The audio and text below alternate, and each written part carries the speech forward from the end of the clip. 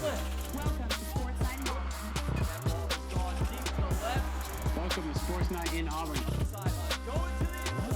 Welcome to Sports Night in Auburn. And welcome back to Sports Night in Auburn.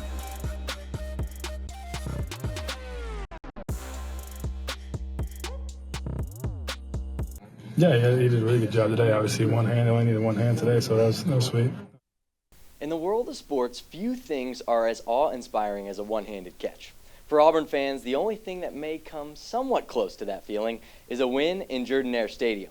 Lucky for you, Auburn faithful, there was a little bit of both this weekend, and we are here to break it all down for you. Welcome to Sports Night in Auburn. My name is Vince Wolfram. This weekend was circled on the calendars of many throughout this Auburn football season because this game was tabbed as a winnable one by most. Auburn was a 24.5-point favorite heading into Saturday's matchup with the Louisiana Monroe Warhawks. ULM entered with a 5-4 record with 3 straight losses before arriving to the Plains, where Auburn hoisted a 3-6 record coming off its first ever loss to Vanderbilt at home. Eagle Eye TV's Sydney Babb was at the game, and she has more from Cam Coleman's show and the Touchdown Circus. Coming off a loss to Vandy, it seems all the Auburn Tigers needed for a win was a bye week, with freshman superstar Cam Coleman leading the pack. Coleman put the Tigers' first score on the board with a 20-yard pass from Peyton Thorne in the first quarter. Things only heated up for the Tigers from there with another passing touchdown for Coleman and Keandre Lambert-Smith finishing the first half with 24 unanswered points for Auburn. Stepping into the second half, ULM scored their first touchdown, but the Tigers just couldn't let that go and came back with this unreal catch by Coleman to increase their lead. Thorne continued to feed off the passing energy with a 40-yard bullet straight to Malcolm Simmons, closing out the third quarter 38-7.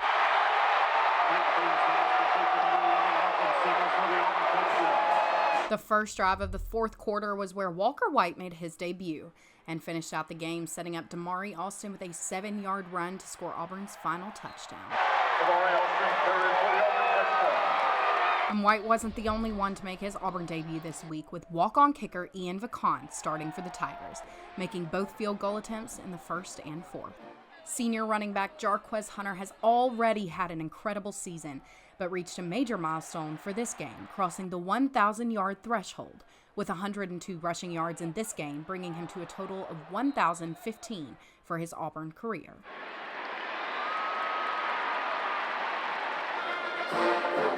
And next week, the Auburn Tigers will be taking on the Texas A&M Aggies right here in Jordan-Hare for their last home game of the season.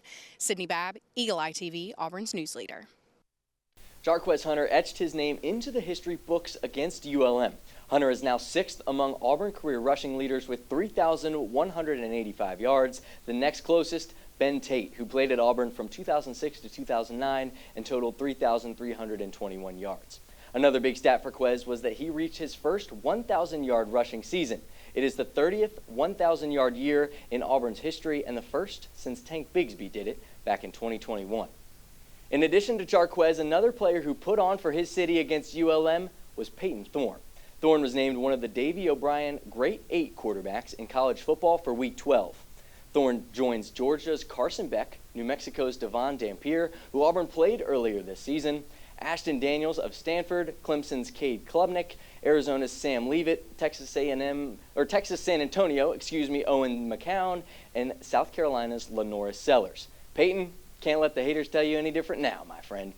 2 more Tigers who walked out with honors last week were Cam Coleman and Caleb Harris. They were both named to the SEC Team of the Week as true freshmen. Coleman, like Sydney told us earlier, had an unreal game against ULM. The first freshman in program history to record 3 receiving touchdowns in a game. 8 receptions, 100 yards, that ain't easy. Harris, he has continued to make a name for himself as the #1 freshman DB in the country. He posted an 81.5 coverage grade last week, which was amongst the best. Big-time weeks for these big-time players. Safe to say he's the biggest, he's the largest, not Big X the plug, but actually Eagle Eye Encyclopedia, Micah Farmer. He is with me now in the studio. A big game from Cam Coleman last week. Micah, what did you think about his play, and was that showing from number 8 something that can be duplicated in these next couple weeks for Auburn to try to become bowl eligible? Well, I'll tell you what, if it's not duplicated, I think Auburn's really going to struggle to make a bowl game, but I would love to see that kind of performance duplicated. That's the upside you wanted from Cam Coleman when you recruited him as a 5-star. Obviously, the one-handed catch was incredible, but I loved all the separation he got out there. He was making ULM DBs look silly, wide open a lot of the time, and Peyton Thorne was able to find him consistently. So if the Auburn offense can keep doing that, I think you're going to see a real uptick in performance. Yeah, it was a great game from number 8. And now let's take a look into this week. Number 15, Texas A&M, coming to town for senior night this weekend. Aggies, they're 8-2, 4-1 in their last 5 games, and they're trying to stay focused on the task at hand, right? Texas. I'm just kidding. Auburn. Micah, who are some Aggies Hugh Freeze has to prepare for this week? Well, I love the Mike Elko press conference reference there. That was great. One of my favorite clips from this week so far. But two of the guys you really have to prepare for on the defensive side for A&M are the 2 edge defenders, Nick Scorton and Shamar Turner. Both of these guys are going to be drafted this season. Scorton likely in the first round. Turner might make it there as well. They are both super twitched up guys. Scorton has incredible power, can use speed to power as well. Turner is not quite the same power threat, but does have that bend off the edge. So the Auburn tackles are going to have to play well. Then as far as the A&M offense, Marcel Reed has stepped in for Connor Wegman after Wegman was benched, even after he came back from injury. And Reed is just a crazy dynamic player. Really fast, huge arm, and only a true freshman. This is a guy that you really have to worry about containing his legs, and that's something Auburn struggled with quarterbacks this season, so you're really going to need to contain him in the pocket, make sure he can't create outside of the construct of the play if you want to slow down the A&M offense. 3 guys that Auburn hopes they can contain on Saturday. The Auburn A&M game is set for 6:30 on Saturday at Jordan-Hare Stadium, the last home game of the 2024 campaign. Night games are always the best in Jordan-Hare. Add in senior night, add in what we learned from the Fouts forecast next on Sports Night in Auburn, and we'll be in great shape. Brett will be here to give you the lowdown when we return.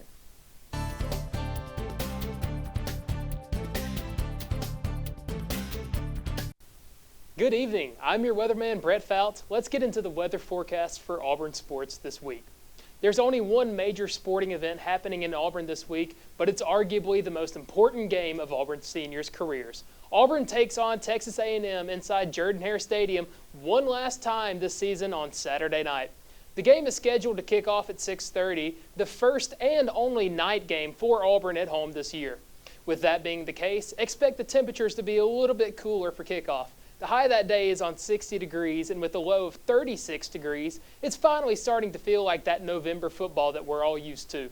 Temperature at kickoff is expected to be around 55 degrees, with those temperatures inching closer to that low as the game goes on. Wind and rain is not expected to be a factor in this game, so it should be a great night to see that fourth quarter light show in a game that Auburn is hoping to play spoiler to the Aggies' playoff hopes. That's all the time that I have for you today. When we come back, Vince will talk to you about Auburn's dominant week on the basketball court. You're watching Sports Night in Auburn.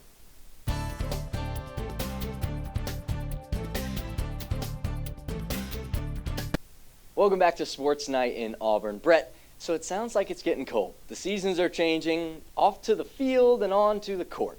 Basketball season is now in full effect. Let's take a look back at Auburn's second home game of the season against Kent State. It was a super fun game. Chippy, back and forth. Ultimately, Auburn took over when it mattered.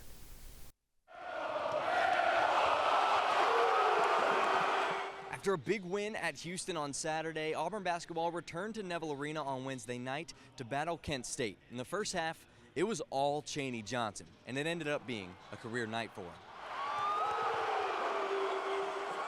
Chaney's our hardest worker. He is our hardest worker.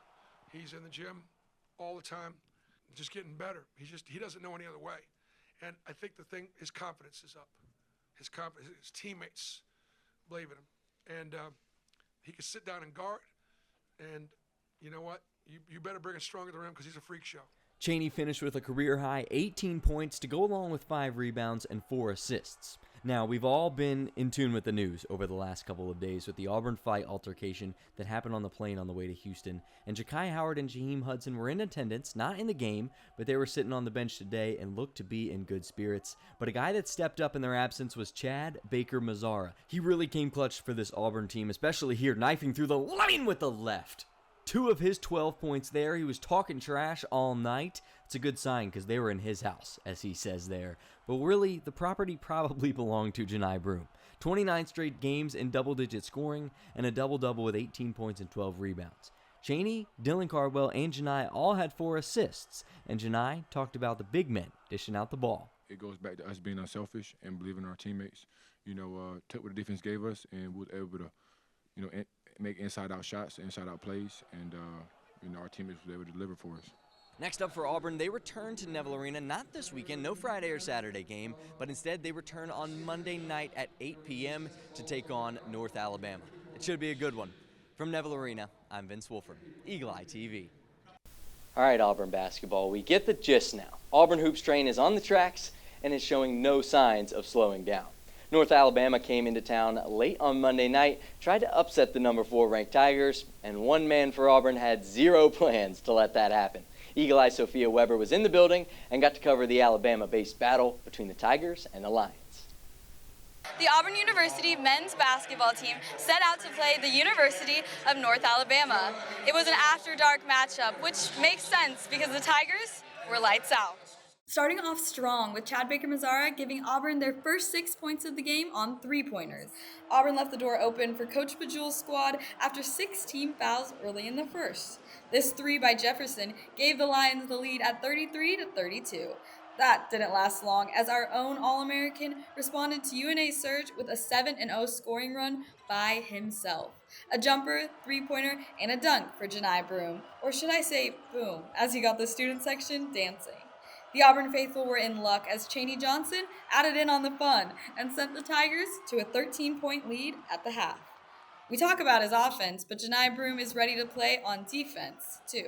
Denver Jones, with 9 assists this game, was able to hit a 3 while the Tigers worked the ball from the inside out.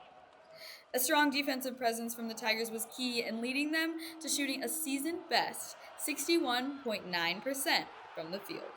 Auburn centers combined for 42 points, and Dylan Cardwell brought all of the energy. Just how good is Auburn's bench? 10 of the 12 players that played tonight scored at least once, and Neville reached new decibels when Presley Patterson hit a 3. CJ Williams found the net on the next play, and to end the night, an alley-oop from Blake Mushalek to Dylan Cardwell. The Tigers win by 33 for a sold-out home crowd. Here's Coach Pearl with how his team is humble and hungry. We like to try to be disruptive, and we're not the same defensively every night. We try to take away what the opponent does really well. Those final few minutes still have me in chills, and hopefully Auburn fans too, as the Tigers just won their last game in Neville Arena until December. The final score here, 102-69. For Eagle Eye TV, I'm Sophia Weber. Now, Sophia talked about him a lot, Janai Broom. He didn't score for the first 10 minutes of the first half, but finished the first half with 17.7 boards. He made up for it. By the time the second half buzzer sounded, Broom finished with 30 points, 17 rebounds, and 3 blocks. A dominant game from big number 4. Let's hear from him now. First of all, I credit, my Lord and Savior, Jesus Christ, for allowing me to be able to be out there and make plays, then my teammates, my teammates was getting me the ball. My coaches passing and calling the right play calls to get me the looks for us to, score, and I just delivered. I walk in every game looking to take over and let my stamp on the game, and today it was scoring the ball, rebounding the ball, and I felt like my team kind of needed it in those moments, so I did it. So I just want to win at the end of the day.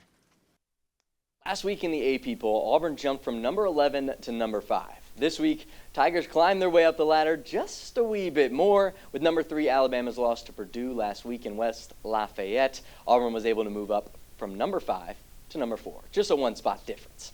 Auburn has a big Thanksgiving trip coming up.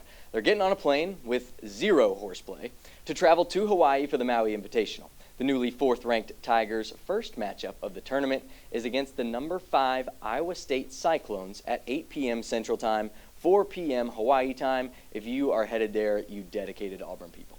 But this entire tournament is highlighted with high-caliber programs.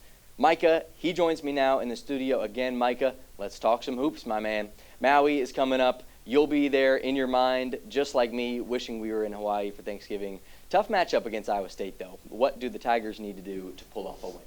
Well, if I say they need to fly me to Hawaii, do you think they'd let me do that, Vince? They might fight you first, but yeah. Yeah, we'll see what happens. But realistically, what I think the Tigers need to do is you need to stay home on defense. A TJ Otzelberger squad and this Iowa State team, they love to drive and then kick out, and they're really going to be tenacious on you on the defensive side. So you have to stay home. You have to attack the rim. You have to really be able to consistently run your offense. Don't get too caught up in trying to make highlight reel plays. Just do the little things the right way, and if you're able to play consistently over an entire full game, that should be enough to take down Iowa State. Play the right way, be consistent. Who's a guy, Micah, that you think will follow those two principles in order for Auburn to get a win in Maui?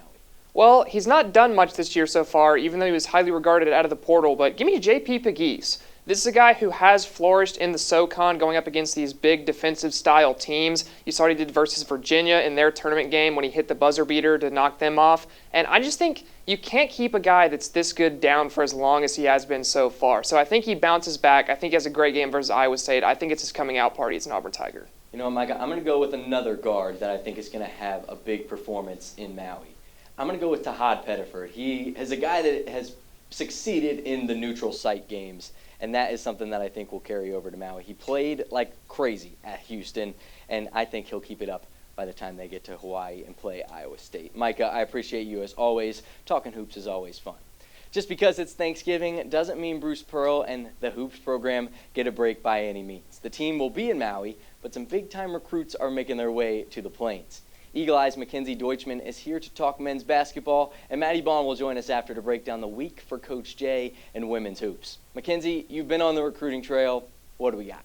Thanks, Vince. Auburn men's basketball continues to grow and strengthen their program after 3 more 4-star recruits make their official commitment to Auburn for early signing day. The 6'8", 230-pound forward from Houston, Texas, Sebastian Williams Adams, was the number 35 overall prospect in the class of 2025 and remains a top 10 ranked player in the nation. And another big welcome to the jungle goes to Caden Magwood, a 6'1" combo guard from Louisville, Kentucky. Magwood has been described as one of the most naturally gifted scoring guards in the class, and with the coaching of Bruce Pearl and the program as a whole, is heading in the right direction. Last but not least, 6'4" shooting guard Simon Walker completes the top-ranked trio for the Tigers. Walker is a top 150 in-state prospect from Huntsville, Alabama. War Eagle, and congratulations to the new recruits. Now, let's see what Maddie has on women's basketball. The currently undefeated women's basketball added another win to their record last Thursday with an 82-48 victory over Little Rock for their military appreciation game. The Lady Tigers forced 24 turnovers and outscored their opponent 26-5 on turnovers alone. Eagle Eye reporter Mia has more for us. On Thursday, November 14th, the Auburn Tigers women's basketball faced Little Rock in a military appreciation game.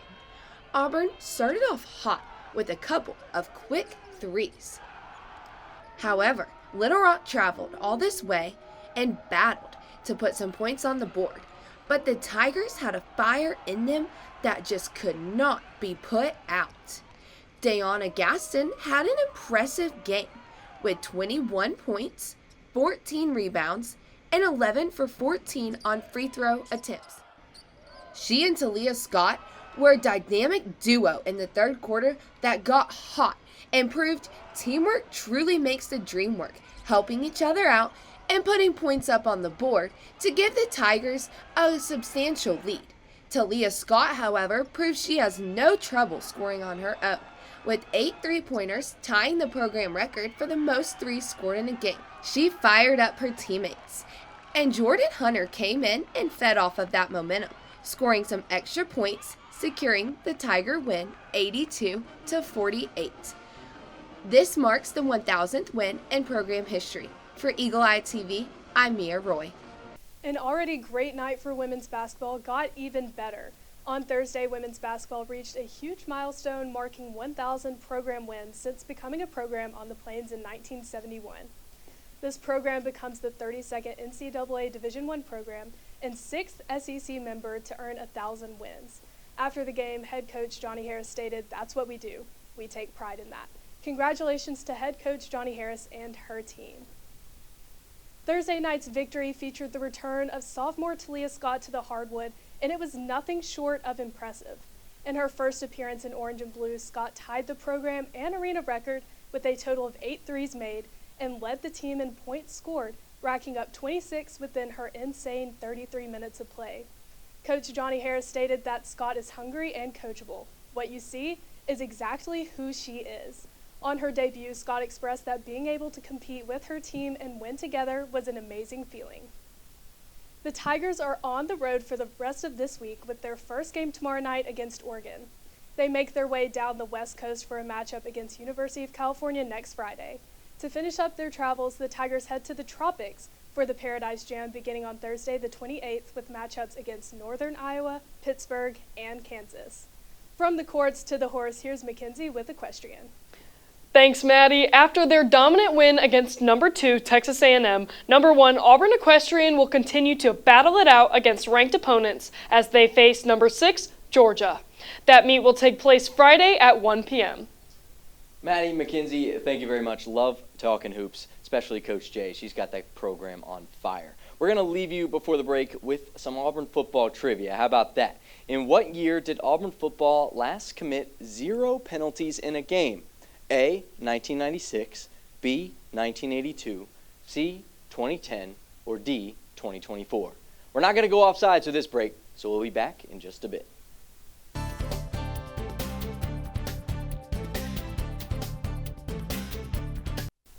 Welcome back to Sports Night in Auburn. We're going to answer the trivia question we left you with before the break. In what year did Auburn football last commit 0 penalties in a game? The answer, letter D, 2024. So it was this last week, ULM Monroe, first game since Auburn in 1996. They haven't committed a penalty in a football game. It's been 27 years and 10 months since that happened. Older than me, older than you. Well, maybe not. Hi, Dad. It's crunch time for Auburn football and Auburn soccer. The big dance began at the Auburn Soccer Complex, and Mackenzie has all the scoop from the pitch. Thanks, Vince. Auburn soccer started off the NCAA tournament last Monday, November 15th, with a matchup against Florida International University.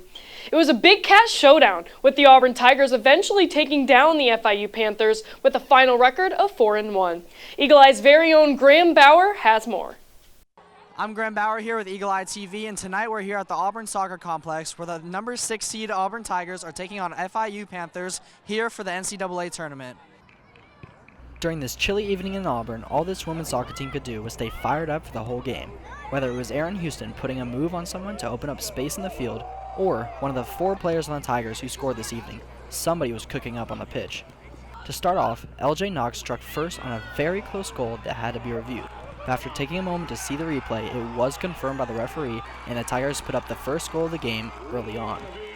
After some defensive stops and momentum changes, Jessica Osborne soon sent a header to the back of the net, withheld from an Anna Haddock corner kick, which kept things rolling for the Tigers. Keeping possession was crucial for Auburn and allowed them to maintain and extend their lead throughout the game.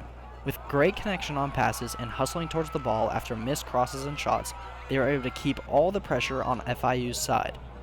Now, closing out the game was simple. The Tigers allowed only 1 shot from FIU to get by their defense and score.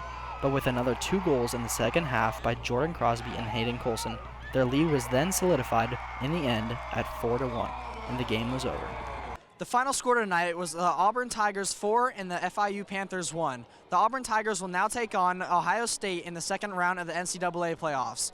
This is Graham Bauer with Eagle Eye TV. After Auburn captured the win against FIU, there is still a lot of work and preparation needed to be done as they move forward to the next round. Let's hear what Coach Karen Hoppe has to say about the team's performance. You know, with our team, really proud of how we played. We've put a lot of work in since the early exit from the conference tournament, and I think that showed in the game tonight. You know, the girls were really clicking. We were finding feet. We were creating just loads of opportunities, which is what we were doing earlier in the season when we were really good. So thrilled about that, and I thought our defense stood tall. You know, really, obviously a great finish on their goal, but I think besides that, which was an unlucky deflection, landed at her feet, I thought our defense was outstanding, and you know, hey, we're just excited to survive and advance. Although the Tigers remain in the midst of the NCAA tournament, the team was recognized for their strong season so far. The Auburn soccer program had an official undefeated season at home this year with a record of 9-0-3. This team was the first team to be undefeated since 2003, making this the third time in program history that the Tigers have gone undefeated at home. The Tigers will now advance to the next round of the NCAA tournament, where they will face the number 3 seed Ohio State Buckeyes this Friday, November 22nd at 1 p.m. Central Standard Time. Now to Maddie as she serves up some news on volleyball. Auburn volleyball hosted number 14 Texas on Friday at Neville Arena. With a home advantage in a fight to break their losing streak, the Tigers were hoping to advance with a 5-8 conference record. Unfortunately, it was a Texas takeover in a quick 3-set dominance. The first set saw a score of 25-11, the second 25-21, and Texas closed the match in the third with a score of 25-15. After the match, head coach Brent Crouch stated that he saw a lot of positives on the court and claimed that the Tigers had their best passing match of the season. A few of these positives come from Madison Shear with 14 kills as she reaches double digits for the 20th time this season. A first for Belle Zimmerman, number 12, earned her first ace of the season. Senior Fallon Lanham reached 10 digs, the most since her opening day performance. Lastly, Chelsea McGurty leading the front row with 5 blocks that included 1 solo effort. Up next, the Tigers celebrate senior night in their last home match of the season on Wednesday against the Florida Gators. On Friday, the Auburn family set a new program attendance record of 3,940 from the match against Texas. Head coach Brent Crouch opened up about the record, stating how much it meant to him and the team, and it's only going up from here. Here's Mackenzie with the rundown on our track and field athletes. Thanks, Maddie. Running on over to track and field, 6 Auburn Tigers earned all-region honors in the cross-country event at the NCAA South Regional this past Friday. Athletes Brenda Jepshire, Nick Shabai, Max Harden, Janae Kutsea, Ryan Cavanagh, and Carson Beddix walk away from Florida with all-region honors and 4 top 15 individual finishes. Cavanagh, Jepshire, and Shabai will advance after punching their ticket to the NCAA track and field cross-country championships. On top of advancing to nationals, Brenda Jepshire was recently awarded SEC Women's Freshman of the Year, holding her own against older competition all year. Jepshire will be a standout to watch the next few years as she continues to climb national leaderboards. Looking forward, the Tigers will hit the road to Madison, Wisconsin to compete in the NCAA Championships this Saturday, November 23rd. Now, let's swing it on over to Maddie for some baseball news. Following a big win from the LA Dodgers in the World Series, our own Auburn baseball hosted their 3-game World Series with a coach-led orange versus blue team rivalry. Coached by Gabe Gross and Scott Foxall, the blue team struggled against the orange team led by Carl Nonmaker and Everett Tieford. Game 1 featured 5 strikeouts for orange team pitcher Jackson Sanders to put the team on top with a score of 9-1. A home run for Eric Snow puts the orange team on top in a final of 8-0 in Game 2. Scores from Derek Fabian and Chase Frelick put 2 up for the blue, but the Game 3 is closed out with a final of 9-2. The orange team ended the series with a 3-0 clean sweep over the blue. The 3-game series gave Auburn fans a preview of what's to come for the team when they open their season in February. More from the Diamond, Auburn softball announced the first of their schedule. Kicking off the season in the Sunshine State, the Tigers head to Clearwater, Florida for the Shriner Children's Clearwater Invitational starting February 13th, with matchups against Clemson, Virginia, UCF, Charlotte, Oklahoma State, and closing out with Liberty on the 16th. Here's Mackenzie with golf. Auburn men's golf is not only on the green, but also found their way onto the Fred Haskins Award watch list.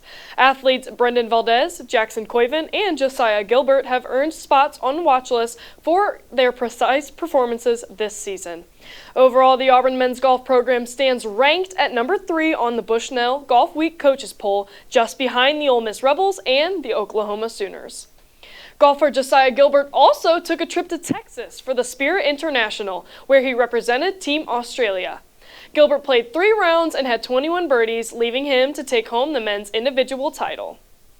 Not too far behind, Auburn women's golf is also on a roll as Anna Davis earns her spot on the Annika Award watch list after her individual performance at the Ally. Although Auburn placed fourth in the overall competition, Davis was noticed for her precise work. Now back to Maddie for an update on tennis. Number 24 men's tennis is currently in Waco, Texas for the NCAA Singles and Doubles Championship, where they competed today and finished the tournament on Sunday. Billy Blades and Will Nolan are out for the Doubles Championship. The women's team is also in Waco, Texas for the NCAA Singles and Doubles Championship today through Sunday, where DJ Bennett, Angela Oktoy, and Myrna Raffet are out for a singles championship, while Ava Rastar and DJ Bennett compete for a doubles championship. Here's more from Mackenzie. It's that time of year, and the winter sports are back. Save the date, as Auburn Gymnastics is scheduled to host their preview meet on December 18th here at home in Neville Arena at 7 p.m. But before then, swim on over to Atlanta to the Macaulay Aquatic Center, as Auburn Swim and Dive will compete in Georgia Tech Invitational this weekend starting on Friday. Great way to kick off the Thanksgiving break there. Thank you, Mackenzie and Maddie. We're going to go to some NFL trivia now. What position did New York Jets linebacker Jamian Sherwood play while he was at Auburn? A, tight end, B, safety, C, cornerback, or D, defensive tackle? We'll have the answer when we return.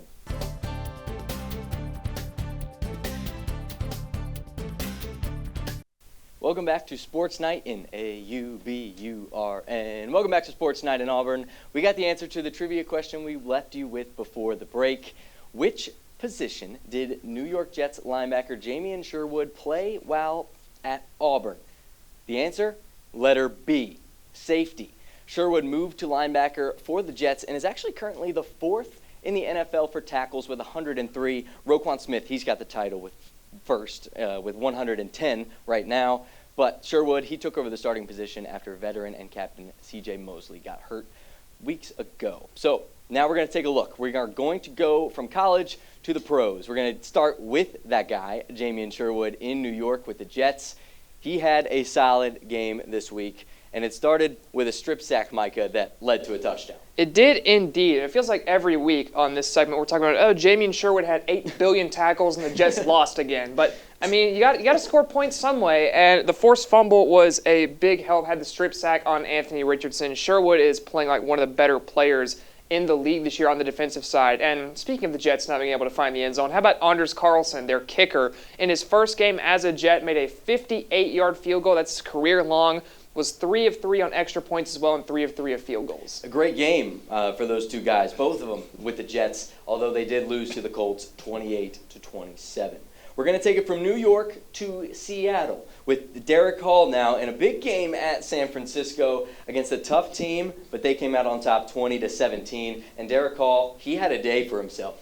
3 total tackles, 2 solo tackles, and he had 1 sack on none other than Brock Purdy. A great game from Derek Hall. We're going to stay on the West Coast now, Micah, and we're going to go to your guy, the rookie in Denver, Bo Nix, who had a fantastic day. Do you believe? A lot of Denver fans are Bo-leaving right now. Bo Nix, 307 yards, 4 touchdowns, and he just keeps getting better and better every week, making the people say he was not going to be an NFL quarterback look awfully silly so far this season. And is he making a run for that Offensive Rookie of the Year? I think he's about it. He's been consistent over the last couple weeks. I mean, against the Falcons, he was 84.5%.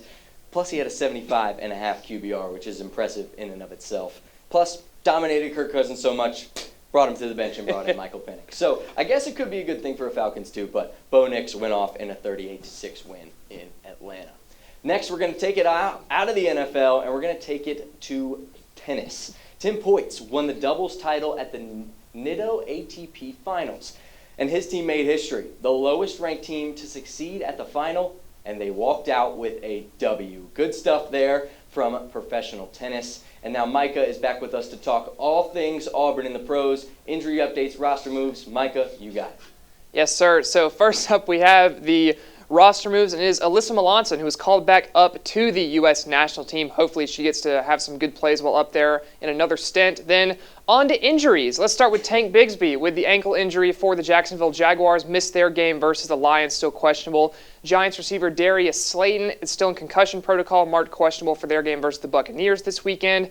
Colby Wooden of the Packers is out with a shoulder injury, missed their game versus the Bears, and is still questionable. Walker Kessler has been out with a hip injury since November 9th and still out tonight as they play the Lakers. Isaac Okoro does have an ankle injury as well. He's a game-time decision for their game versus the Celtics. And then I also have an ankle injury, and I was not a game-time decision. We were still going to be here regardless, but on the crutches, rocking out, you see what we got going on. I got the brace under the khaki pants right now that you can't see, even though our cameraman's doing a great job panning down to that, so shout out Jack behind the camera. But that is your full injury update for this week. Now let's chuck it back on over to Vince for Trending Tigers. Thank you, Micah. I hope you get better soon. I hope to see you back on the roster. Granted, hasn't stopped you yet. You've been delivering great stuff all day long. We're going to take it from football to Trending Tigers, and we're excited about this one. Men's basketball, they've got the fits going so far this season. You know what that means. We got to rank them. We're going 5-1 best men's basketball fits over the last couple weeks, and we're going to start with the big man, the Naismith Player of the Year candidate, Joleigh Broome. Let's take a look. Maddie's going to join me now. She's the fashionista of this team. So, Maddie, let's break down the fits. Joleigh Broome first. He's got the Allen Iverson tee and the Maui shorts. Is he giving us a preview to Maui here? I think he's looking like he's about to get on the Hawaiian roller coaster ride, and I think the Tigers are going with him. A good look heading into the week for the Maui basketball game. Yeah, I'm all about it. He looks like he's going to be at the beach in less than an hour. All about it. Plus, he's got the do-rag. Shout out my friend Albert. All right, number 4, we're going to go to Miles Kelly. He's the new guy, Georgia Tech. He's repping it this week. He's got the green on. It's giving me a little bit of like a swaggy Masters jacket. You know what I mean? He's got the zip up. He's got the loose pants.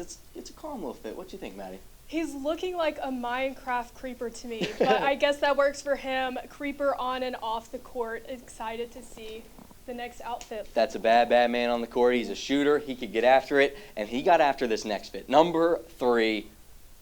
I don't even see. Does he have pants on? He came to work with no pants on. Yeah, that's something. Camo pants. Just got word, camo pants. He's got pants on. That's a good thing. He's rocking the Converse Classic. Can never go wrong with those. No, I wonder if they had to custom make those. Kid's got some pretty big feet here. Yeah, definitely. He's rocking the fit, though. I like it. The zip-up jacket. He's got the "Hi, my name is" tag on there. Miles Kelly rocking this fit. On to number 2 now. Back to Joleigh Broome. When I first saw this, honestly, first thoughts, a great mix of Mike Wazowski green and Sully. That's first thought off the top of my head. I'm going to have to take it in a different direction. It's giving the mitochondria picture in my 7th grade science textbook. But like the mitochondria is the powerhouse of the cell, Joleigh Broome is the powerhouse of Auburn basketball. As he is. And, you know, we love science here on Eagle Eye TV, but it doesn't take much science to tell you that Drake Cardwell is going to take home the number 1 spot. Fresh out of the cathedral, I tell you what. He's got the cross chain, and he's got the whole fit put together here.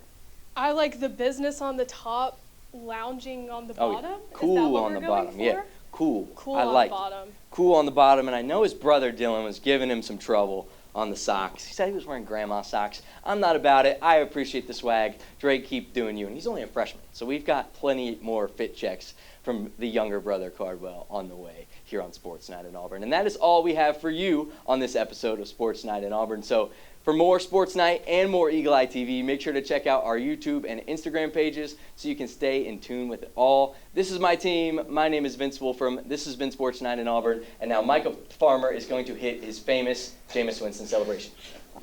War Eagle, word to Jameis Winston. Y'all have a great night.